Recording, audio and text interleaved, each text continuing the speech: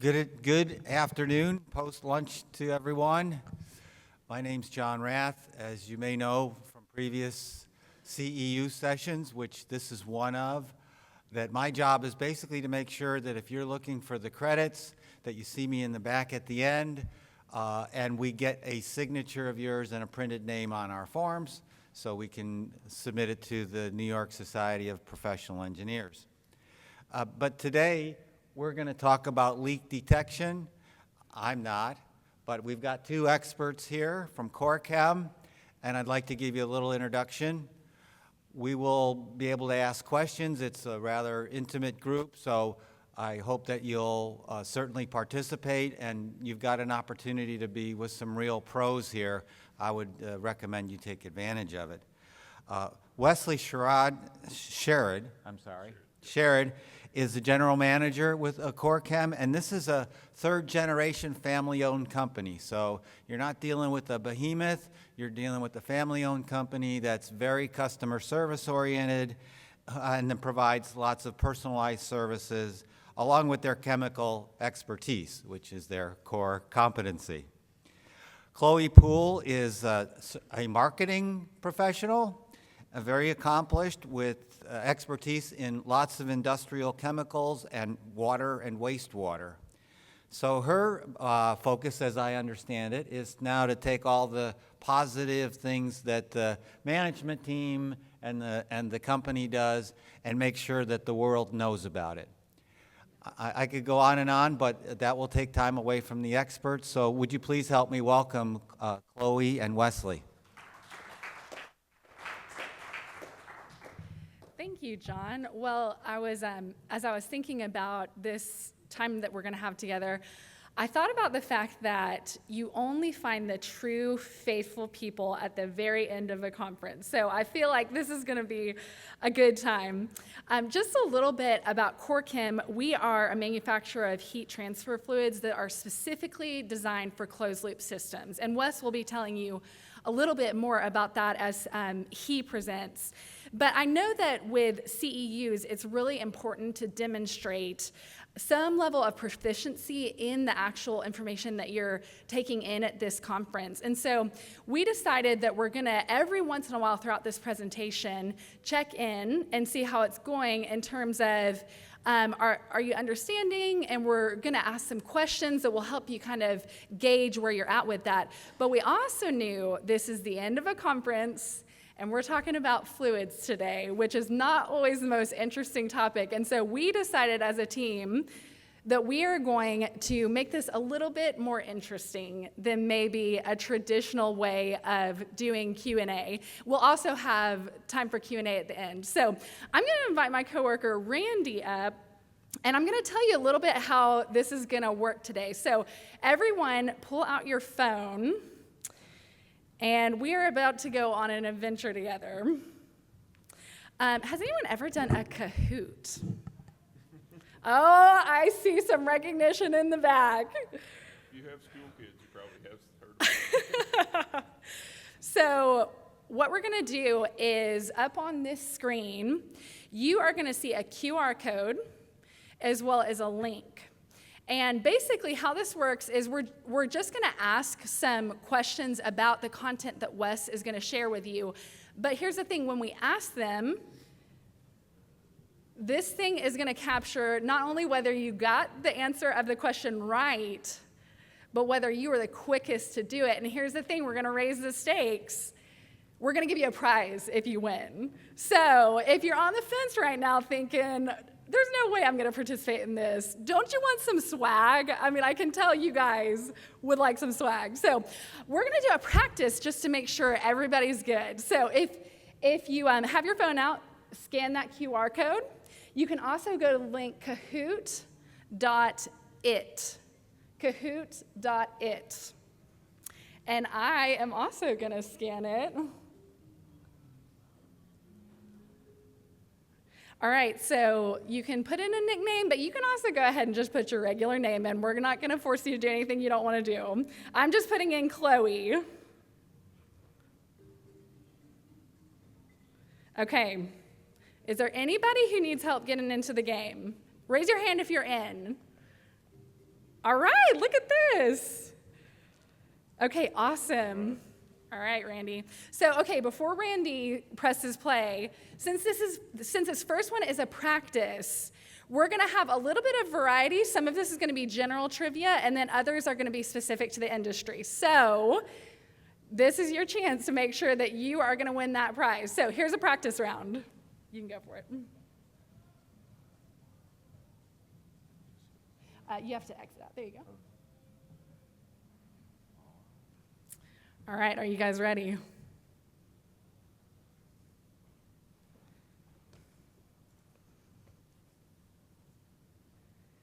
The average American opens their refrigerator how many times a day? I mean, we're talking about heating and cooling.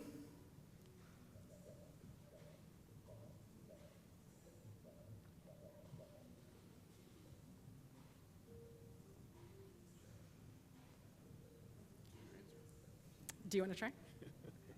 I'm going to get Wesley in on this. All right, 33. Anybody get it? 5 people. Woo, let's go. All right. Oh, sorry. I'm sorry. You're good. You going to go for it? Yeah.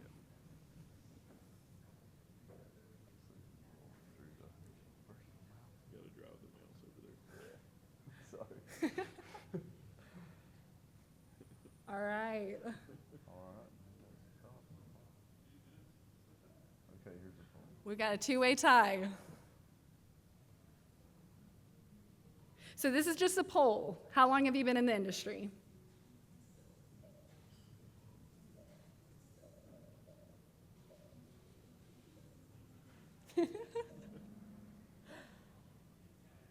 All right, we've got a couple of people who are brand new. Who's been here more than 20 years in the geothermal industry? Awesome. Who else? They're not identifying themselves. Oh, is that you? No. Okay. I'm not that old. All right, you want to go next?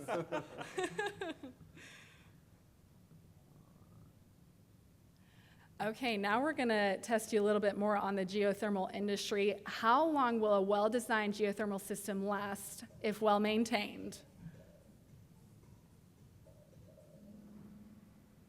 Hey, this is a good group of people. Awesome.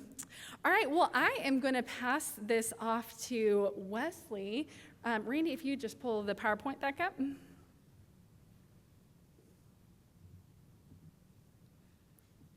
we go. And since John already introduced us, I'm going to go on down to this slide, right below the, one more.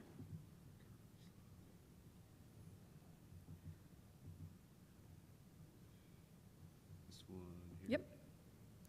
Yeah. All right, and I'm going to welcome Wes up to the microphone.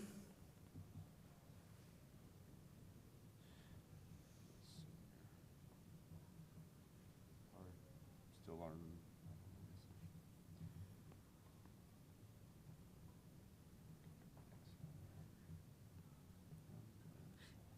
Yep, and you could probably just manually take it forward since it's not responding. Yeah, I don't know what's going on. Here, Do I real need to quick. close that other one possibly? I wonder if I need to close. There we go. Oh, there we go. Sorry. There you go. There we go. One more. There we go. All right. Okay, well, thanks everybody for coming. And again, my name's Wesley. I've been with CORECHEM when my grandfather started in 1980, and I pretty much worked there my whole life. So now up to the status of general manager. But the things we're going to cover today in this webinar, because the last presentation I did webinar, but this presentation, just to cover a couple of things on system design. I'm not an engineer, but there are some things over the years that we've seen that have resulted in either very successful geosystems or maybe not so successful geosystems in all the steps. Mostly we're involved in the flushing and purging and the filling of the fluid is where we spend most of our time. Then the proper filling of the system, so making sure that the water quality is correct, the fluid concentration is correct, whether it has antifreeze or whether it just has corrosion inhibitor in it with water, which fluid is the best for the application. And then leak detection and remediation. This is a subject that we haven't touched a lot on, but the NY-GEO group asked us to say a little bit about it and the environmental impact of a leak if there is one in a system, and then go over some fluid maintenance points to make sure that the longevity of the system is maintained. So on system design, obviously a well-designed GEO system, they can last a long time, as everybody in this room obviously knows. But it really starts with making sure that it is designed correctly from the get-go. And I know a lot of the presentations that I went to earlier today and yesterday, they did talk about a lot of steps in that design process. So I'm not going to spend a lot of time on that. Since, again, I'm not an engineer, but just some of the things that we've seen, dead ends and other fluid traps, making sure that the proper flow is across the system, air removal devices, making sure that we have good access to the manifolds for the flushing and purging and the filling of the system, so there's not a lot of labor involved, or as little labor as possible involved in getting to the site. Makeup tank design, making sure that that is number one, most importantly, not hooked to a municipal water system somewhere. It is its own separate system, and the makeup fluid is in the proper concentration, has the proper chemistry. We'll go over water quality, which good clean water is the base of a good system, a good fluid, and then recommending fluid and concentration for the specific application. So proper flow and pressure testing. This is very important to make sure that there's no leaks in the system, and that the ground heat exchanger distribution systems are operating and distributing the fluid correctly. The Plastic Pipe Institute has a lot of standards for geothermal models to aid in this testing.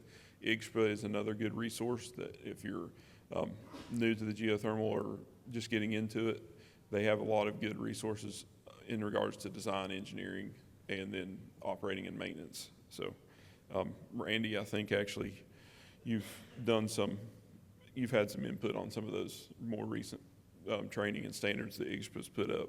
So, proper filling of the system. So the initial fill kind of sets the tone for the successful startup, avoiding the wasteful and costly repeat filling due to construction debris or water that's out of spec. So it's important, again, to make sure that the system's clean. The water that's in the system when the glycol or the antifreeze or the water treatment contractor shows up is ready for the fluid.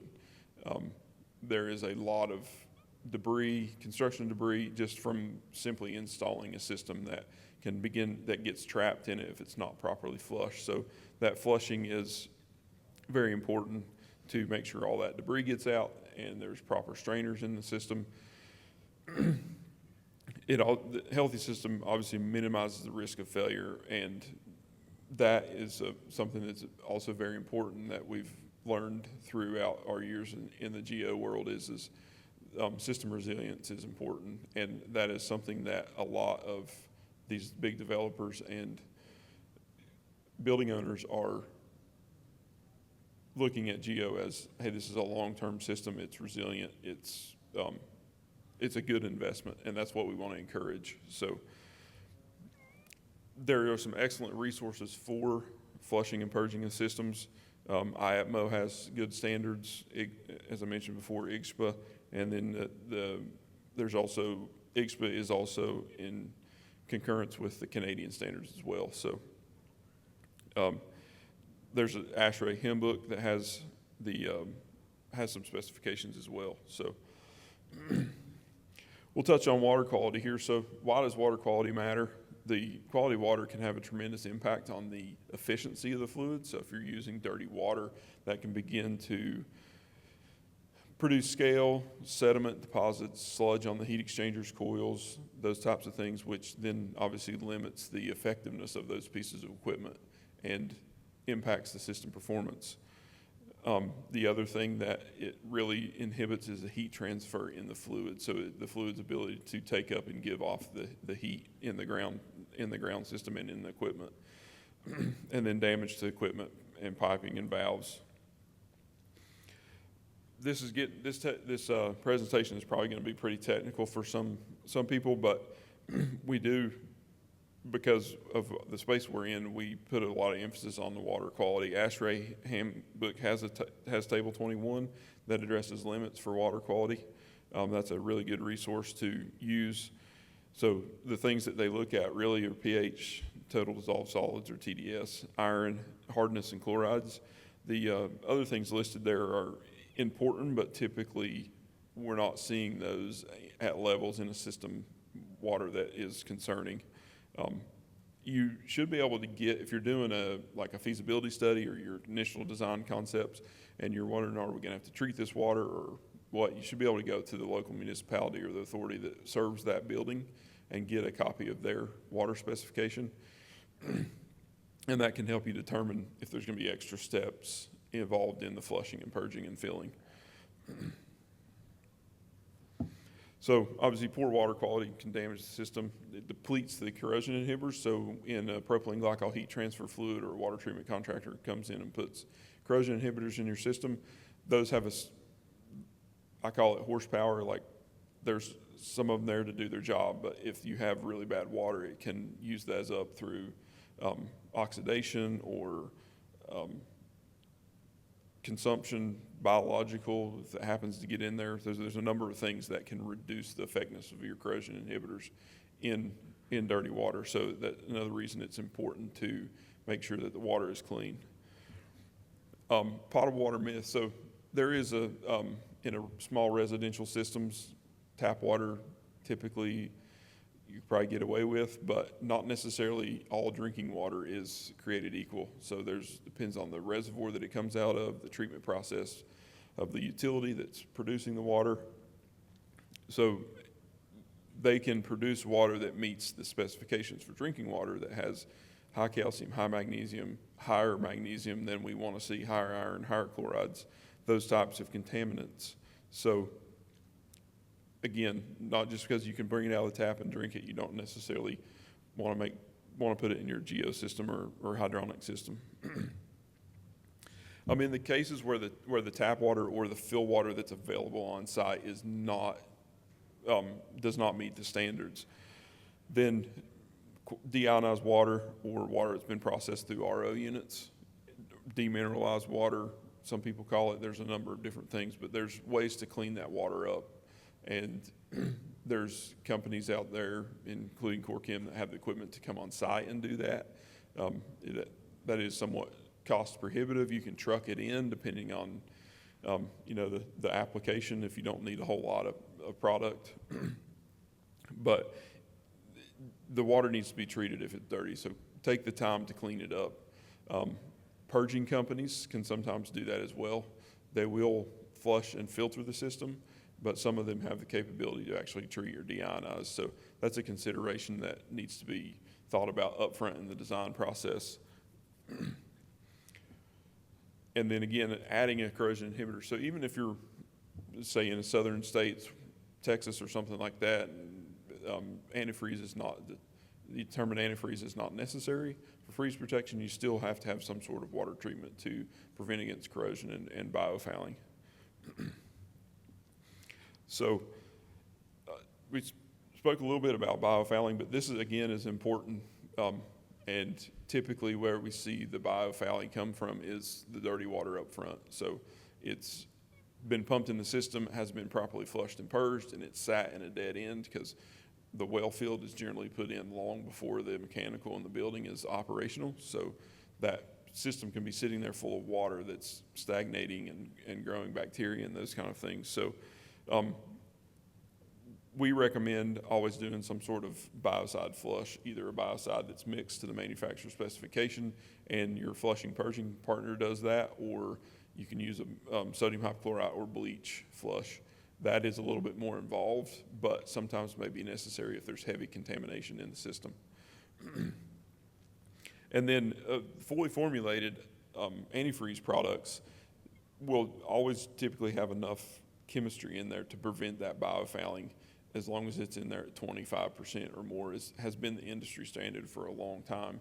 we're just about to release a modified version of our HTF that can be reduced in the field down to 20%. So I know 20% is kind of the standard that we've been seeing a lot for GEO systems that have propylene glycol antifreeze in them.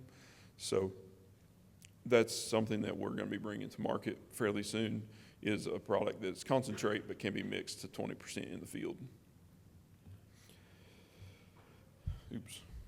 So also another thing is the eligibility of some of the rebate programs that your clients can take advantage of, or you as a building owner can take advantage of.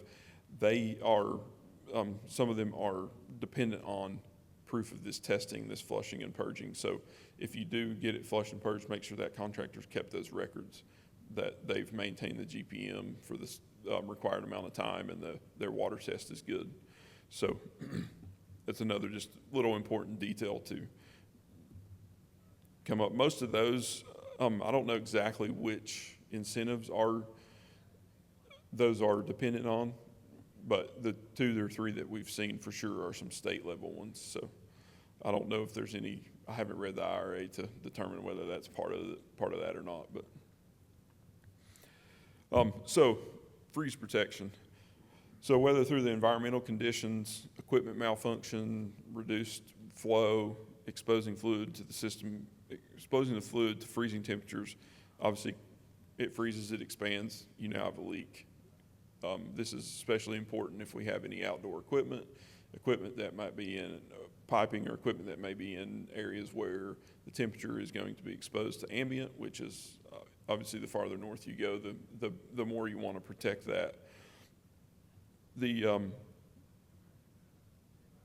We look at it as kind of an insurance policy. Our cost of fluid in most systems, based on the project cost, is like 0.2%. So if you're spending $2-3 million on a geothermal system, it's going to cost you $30,000 to put the glycol in there. That's pretty cheap insurance against a frozen coil that then leaks into a building and causes all kinds of damage. So, and even in places where it's maybe not likely that it would freeze. So I'm sure everybody remembers back a few years ago when the big Texas freeze happened.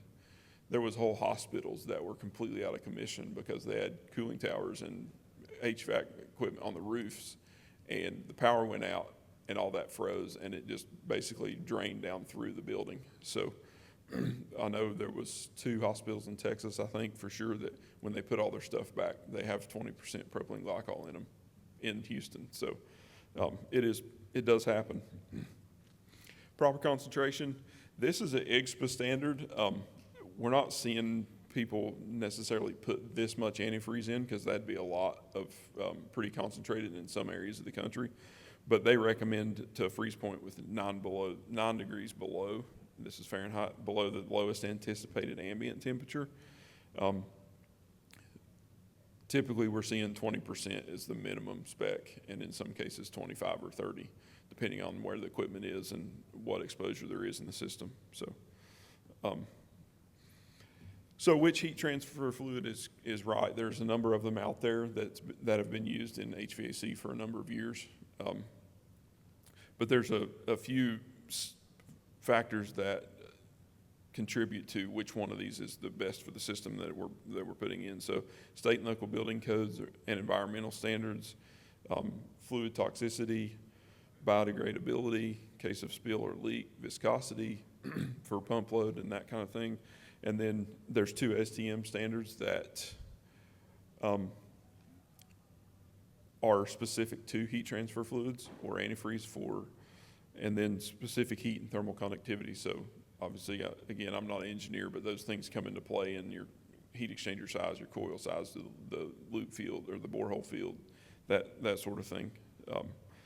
So again, what I referenced, the 2 ATM standards that are specific to corrosion tests. So ASTM D138405 was the original one, but it was based on an engine coolant standard, and that's not really appropriate for HVAC because we just don't see the temperature range that an engine would.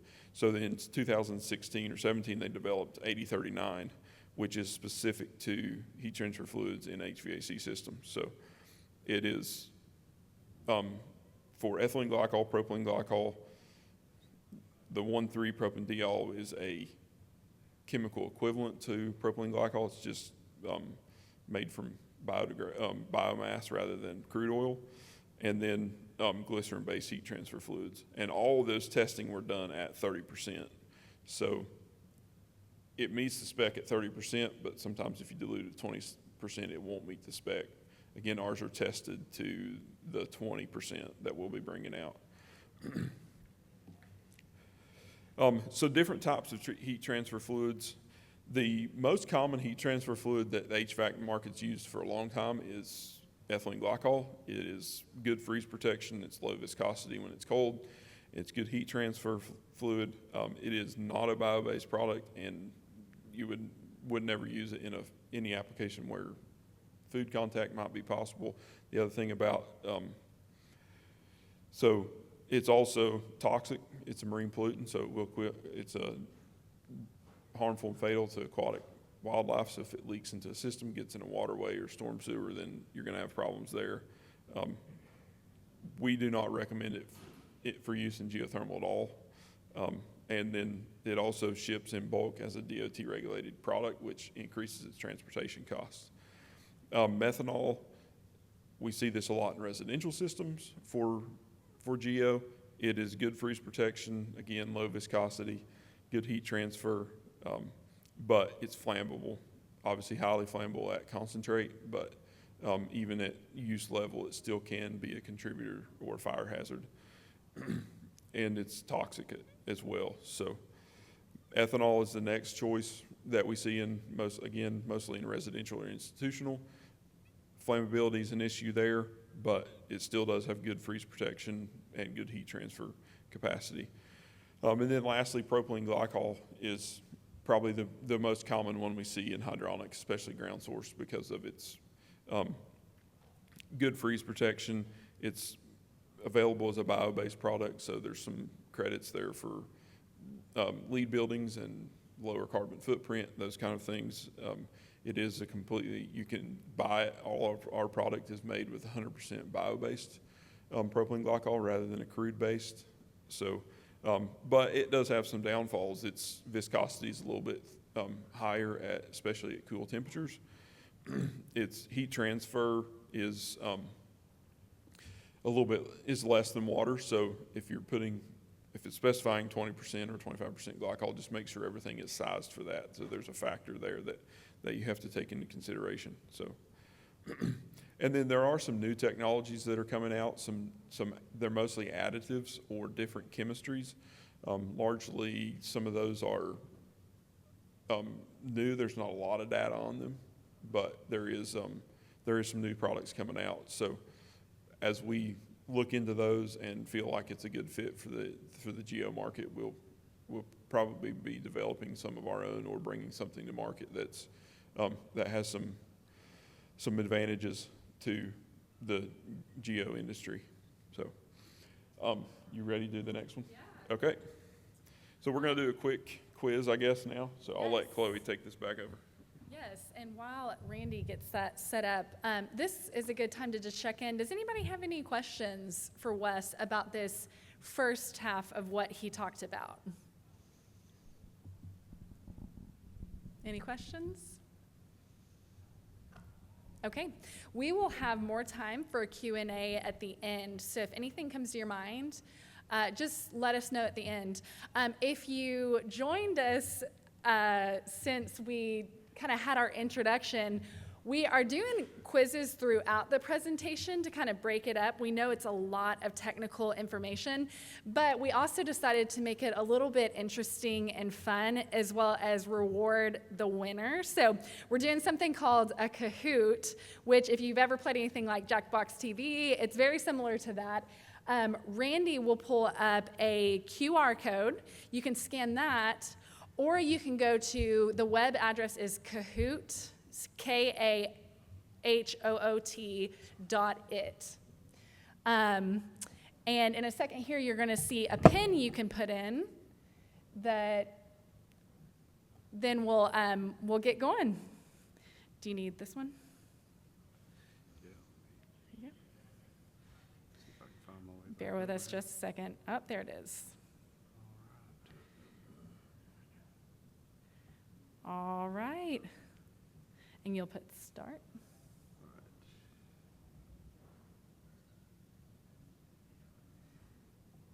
Okay, it's going to generate that code. You'll just use your phone to open that, or as I said, Kahoot, K-A-H-O-O-T .it. Okay, here we go. PIN is 621744. And remember, this one counts. We're actually going to be talking about some of that technical info, so I hope you were paying attention. Some of them might be easier, some of them might be a little bit more challenging. All right, raise your hand if you've got it. Okay, awesome. All right, we're ready to start. We're ready to start, Randy.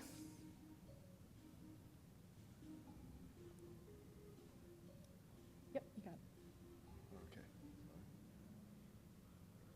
All right, here we go. Remember, whoever gets it fastest, that's important. True or false, water quality. If it's good enough to drink, it's good enough to fill your system. You guys are so fast. All right. We're getting there, we're getting there.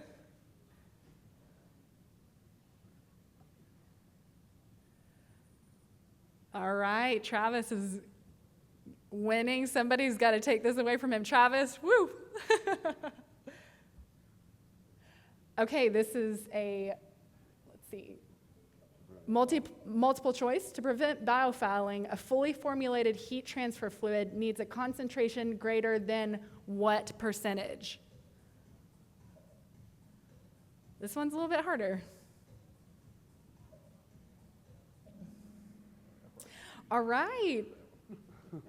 Oh, Wes thinks he might have confused with part of that question. So here's the thing, you can just come and complain to him afterwards. We will just let you do that. All right, let's go. Next one. Whoa, Mike. Mike has pulled ahead. All right. The question is, which ASTM specification covers the requirements for ethylene glycol, propylene glycol, and other heat transfer fluids? This is a hard one. I intentionally made this a hard one. Those answers are coming in slower. I think I got you guys on this one.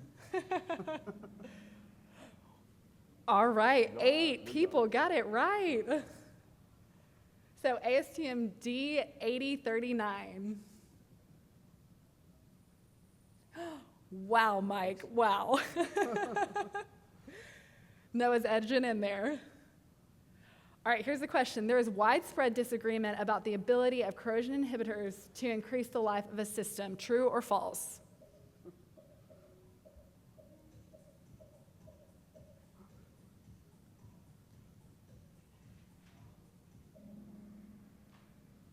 All right, 12 people said false. 6. All right, let's see who pulled it out. Wow, Noah came from behind. All right, Noah, you got to reveal yourself. Here we go. Here we go. This is the one. This is number 3. Are you okay? Yeah. GLE. Who's GLE? Wow, good job. Okay, we'll get you your door prize after this. Okay, hey, thank you guys. That was fun. Now more boring stuff. There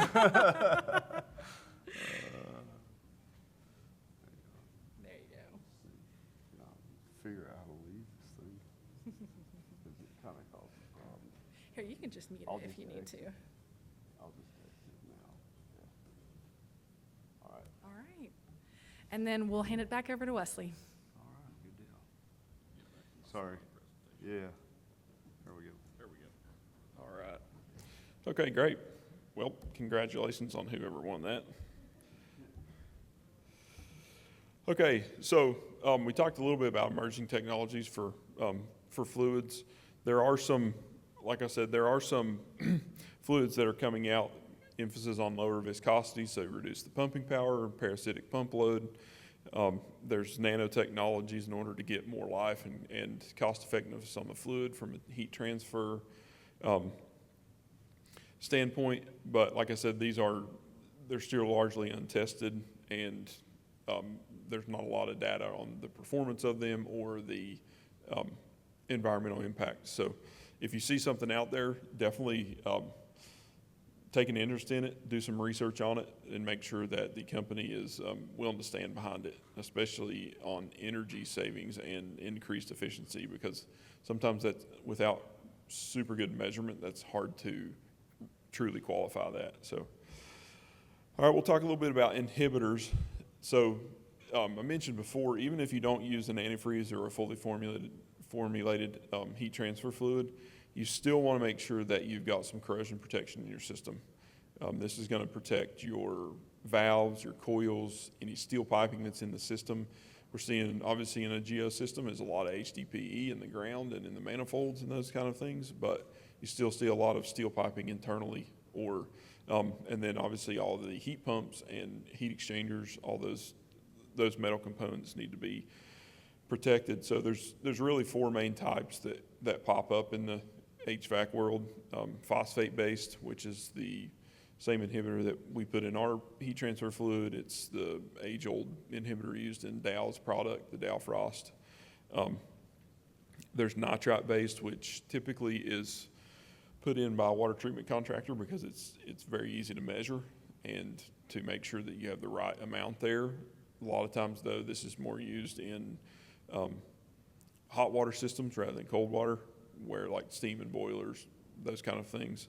Molybdate-based, those are, that's probably not really a newer technology, or a newer product, but it is, has over the last 10 years gained a lot of popularity because of its use rate is significantly lower than either the phosphate or the nitrite.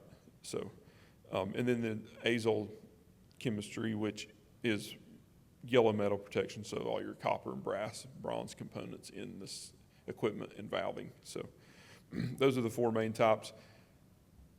If you specify in a system project that the contractor is to add a propylene glycol antifreeze with corrosion inhibitors, that's about as detailed as you need to get it, or specify a specific product like the Glycochill or another brand name, because if your contractor goes to a water treatment company and says, hey, I need corrosion inhibitors for my system, they're going to have one that they're used to, they work with, they know and have a track record with it, and that's what they're going to put in there.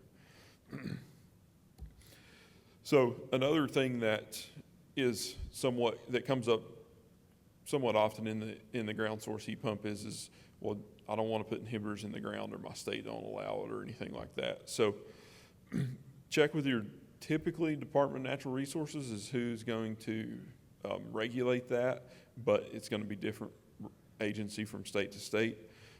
Minnesota requires an HTF that meets ANSI 60, which is a potable water standard, or HT1. So that HT1 is incidental food contact, which we have a product that is NSF HT1 registered as well. That's for breweries and food processing plants, beverage plants, those things is where it's typically used. But again, some states require anything that you're going to be putting in the ground. Iowa's another one, I think. On a horizontal loop, it's less than 20 feet. You can use whatever you want, but if it's a vertical loop, you have to use a food grade or a HT1 product. So, all right. So in environmental concerns, obviously as geothermal gains popularity and its use becomes more mainstream, and then specifically in the utility thermal energy networks where risk mitigation and all that has to be taken into consideration.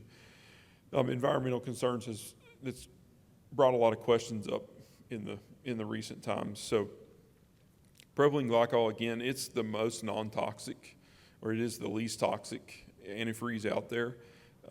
There's been so many studies done on its toxicity and its biodegradability and its environmental impact that there's just a lot of data out there about it. And so that's what is convenient from a research perspective. There's not a bunch of stuff you have to go, testing to do, and you got to dig down through so many articles. There's just a lot of stuff there.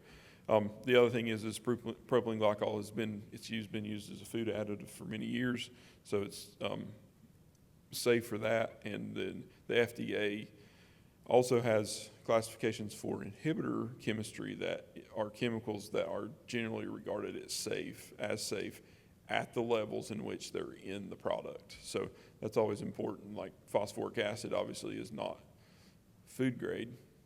I mean, it's not something you would drink, but you do every day in a Coke. If you drink Coke or Coke Zero or Diet Coke, you drink phosphoric. It's just at a level that won't kill you very fast.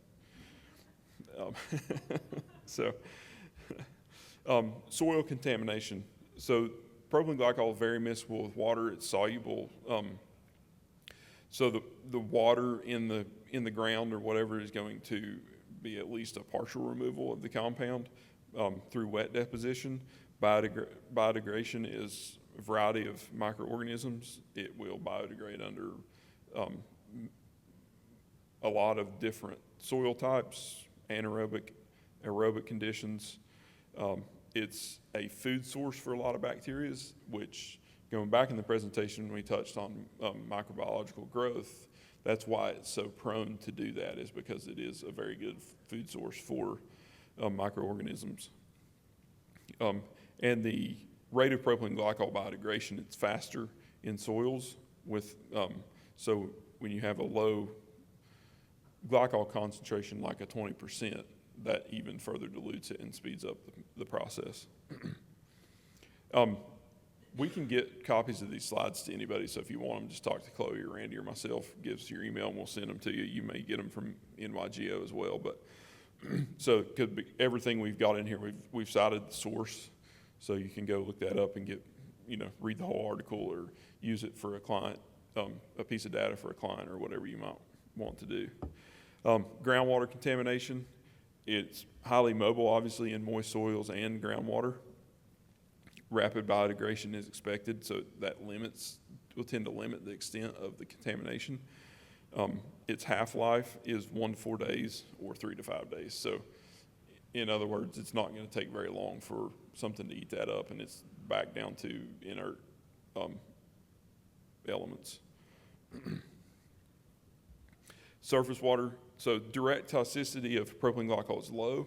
You still could see some negative effects on wildlife or marine life, especially in like if you have a lake loop or something where there's not a lot of movement in that water and you get some propylene glycol, you could start to begin to increase the biological oxygen demand, which obviously takes oxygen away from wildlife, which could result in some issues. But again, it's not expected to be deadly or magnified as an aquatic toxin. So a little bit about leak detection. Obviously, in a ground source heat pump or a geothermal system, there's a lot of stuff you can't see. So do we have leaks? And obviously, there's a few things that you can look at: loss of pressure, drop into your makeup tank levels. If you suddenly start getting puddles somewhere in your borehole field, any noise, you can hear something, or in the wintertime, when it's snowy outside and there's one spot in your borehole field that doesn't have snow on it, that can be a pretty sure sign of something's happening there. So is there a leak? Hydrostatic pressure, obviously you can tell, narrowed all the way down to a certain circuit with pressure. So by isolating each circuit, pressure testing it, does it hold pressure, does it not? As-built records, so make sure that your client always gets that, because if they ran into a formation or something when they were drilling, they couldn't get where they needed to be, they've moved over or moved the borehole field or something. Repair. We had a system that we filled and it was running and good to go, and they decided to expand their parking lot, and the guy doing the electrical, setting the light poles for the new parking lot expansion, stuck his drill bit right through a geo circuit. So took half the borehole field offline, and was quite a big deal because it was at a school, it was during the school year, And so suddenly they had half the heating and cooling that they needed for this building. So it was a pretty big deal. So that goes back to your as-built records. Make sure that you have those and it's clearly marked. And if anybody's doing any underground work, that they're locating those pipes before they start. And then, then you have to repair it, and then restoration. So did you have a big leak? Did it cause some erosion? Is there possible contamination of the ground that you need to consider? Those kind of things. Detection methods, obviously visual, if you can see them, infrared thermometers, ultrasonic. I know John Shavako was just telling me earlier today that they had a borehole field that they were working on that's got a leak in it, and they were able to identify it with ultrasonic. They narrowed it down to the exact hole that was leaking. So that's some really good technology. Thermal imaging and gas detection. Those are all things that could possibly be used for leak detection. Again, ultrasonic and UV. A lot of heat transfer fluids have UV traceable dyes in them, so you can see that. Unfortunately, with a dye, it's obviously leaching out into the soil, so you might find it one spot when the leak's in a different spot. And then there's situations that are going to mimic leaks. Expansion and contraction, condensation, trapped air that can impact system pressure. So there's some things there to be aware of, that suddenly your makeup tank system, your makeup tank drops the level. Well, does it do it consistently, or is it just like a one-time deal where you had an air trap somewhere and it's just a slug? So again, UV dyes that are added to heat transfer fluid, you can see them with a black light, so it's very, very readily noticeable. So remediation for heat transfer fluid, there's been a ton of studies done on this. This particular one was done by the Air Force, and it was because propylene glycol is aircraft de-icing fluid. There's millions of gallons a year of it pumped out on the ground, and they collect some of that. Some of it goes in the storm sewer, obviously. So bioremediation or microbial solutions are typically the most cost-effective and fastest way to remediate if there is a situation where you have to. So, and then this is just another study that Library of Medicine did for PG. So again, it's micronutrients that are added to the soil to degrade the PG faster. And then maintenance of the hydronic system. So that's really important. That contributes to those 20 plus years of life in a system, making sure that that fluid is maintained. It's maintained its proper glycol concentration. Its corrosion inhibitors are at the correct level. Whenever we fill a system, we always do a test 90 days after it, and then we do an annual test till as long as the customer sends us a sample. So you can do it more often if you want to. Just we found in a GEO system, there's not a lot of things that change unless an expansion's been done, equipment's been added or something like that, that brings the need to do it more than just annually. So when you are testing, visual analysis of the fluid, obviously, fluid concentration, your inhibitor levels, which can be tested in a variety of different ways, reserve alkalinity, your nitrite molybdate test kits, those kind of things, and then any signs of any degradation to the fluid or the equipment. So, yep. Makeup tank, obviously, again, I said earlier, don't hook this to your municipal water system. Make sure you have a tank there that is monitorable and you can visually check it. So, again, there's ICHPA and IAPMO standards for those things. And then remote monitoring. So there's plenty of sensor technology out there. You could tie monitoring right into your building automation system or your building management system. They make all kinds of inline meters for pH, and they make inline refractometers. So there's a lot of technology out there to monitor the system remotely. So, all right. Well, thank you very much for joining. And I think we have one more thing. Yep. We got time for one more quiz? Okay. Yes, we have one more door prize. Okay, but I will ask the last time, any questions for Wes before the end of our time together? We only got 5 more minutes, so. Yeah, do the thing okay, and then let's do it. take some time. Good thinking. I feel like Noah needs revenge this round. Is that right? What are we gonna do if he wins the spot? No, he came in second. Was it second? Third. Oh. All right, well, this is your shot. Okay, once that QR code pops up, Randy's gonna make it bigger. Game pin of 28668. 28668. All right, raise your hand if you're in. All right, we're getting there. Okay. All right, I'm going to give you 5 more seconds. 4, Anybody 3, having trouble getting 2, we good? All right, let's go for it.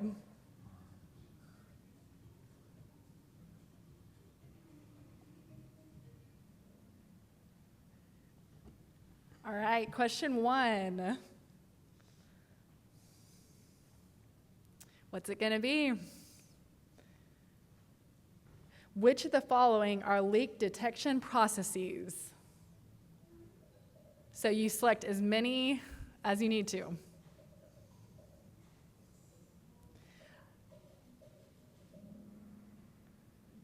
Wow, you guys are awesome.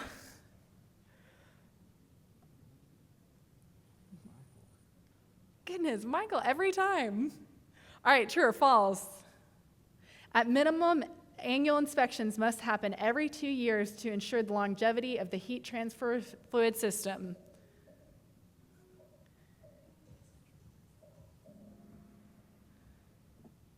Ooh, we've got pretty much right down the middle. So it's at least every year. Oh, what? Is that you? Yeah. I'm awesome, apparently. All right, here we go. Last true or false? Oh, wait, actually, I think we have one more after this. Makeup heat transfer fluids should be supplied by a municipality.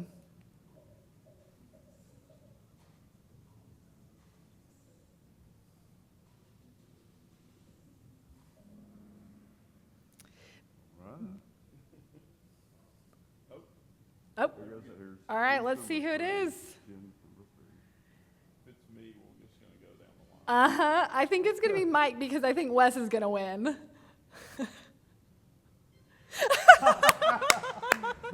All right, where's Mike? Mike, we've got you a door prize. All right, well, that concludes our time. John, is there anything I need to say? Yeah, I want to say thank you. You're so And welcome. I'd like to have us give a round of applause to our presenters. Thank you very much. Best of luck in the business. And please hang around so we can interact with you more. Good deal. Thank Folks, we you got all. a break and then final session. I hope you'll come back to visit with Jens Ponikow and Hugh Henderson. You won't be disappointed.